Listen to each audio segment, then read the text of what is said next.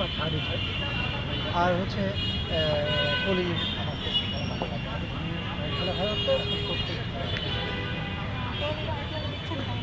হ্যাঁ অবভিয়াসলি সবার সঙ্গে মোটামুটি আমাদের আগে থেকে বন্ডিং লাস্ট সিসিএল থেকেই আমরা মোটামুটি এক গ্রুপ ওপেন করা হয়েছিল, যেখানে যাদেরকে দেখছেন সবাই মিলে সিসিএল বাদ দিয়েও আমরা অনেকগুলো টুর্নামেন্ট অলরেডি নিজেরা খেলে ফেলেছি। সেক্ষেত্রে আবার সবাই মিলে একটা প্ল্যানিং করা হলো যে কীভাবে একটা সুন্দর ক্রিকেট বলে টুর্নামেন্ট করা যায়। সেটারই ফলশ্রুতিতে অ্যাকচুয়ালি আজকে এই টুর্নামেন্টটা হতে যাচ্ছে। আমরা সবাই 5 তারিখে মাঠে নামবো, বাকিটা দেখা যাচ্ছে।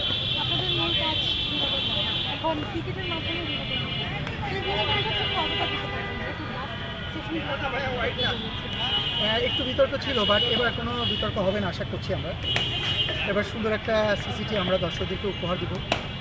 আর বিনোদন আমরা স্ক্রিনেও বিনোদন দিয়েছি, আমাদের যারা আছে অলরেডি বিনোদন দিচ্ছি। আর মাঠেও আমরা ইনশাল্লাহ 5 তারিখ থেকে বিনোদন দিব। আমার মনে হয় 5 থেকে 12 পর্যন্ত আমাদের টুর্নামেন্ট চলবে। আমাদের দর্শকরা অনেক বেশি এনজয় করবে আমাদের খেলা, আমার বিশ্বাস।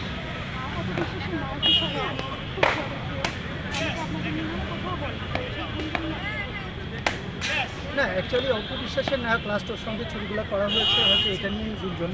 আর আমাদের এখানে তো গুঞ্জন রটেই থাকে, কিছু করলেও গুঞ্জন, কিছু না করলেও গুঞ্জন। সেক্ষেত্রে এখানে আমার কিছু বলার নেই। অপু আমি খুব ভালো ফ্রেন্ড, ভালো বন্ধু। শুধু অপু না, সবাই জানে, আপনারা যারা জার্নালিস্ট আছেন আপনারা সবাই জানেন আমার ইন্ডাস্ট্রি বেশি 80% হিরো হিরোইন যারা আছে আমরা অনেক বন্ধনটা আমাদের অনেক ক্লোজ। আমরা একজন আরেকজনের অনেক ক্লোজ ফ্রেন্ড। আমরা যারা আছি আমরা সবাই বন্ধুত্ব সম্পর্ক আমাদের ভিতরে একটা। তো এটা নিয়ে পাবলিক কী বললো বা আমাদের অন্যান্য কে কী গসিপ করলো এটা নিয়ে আমাদের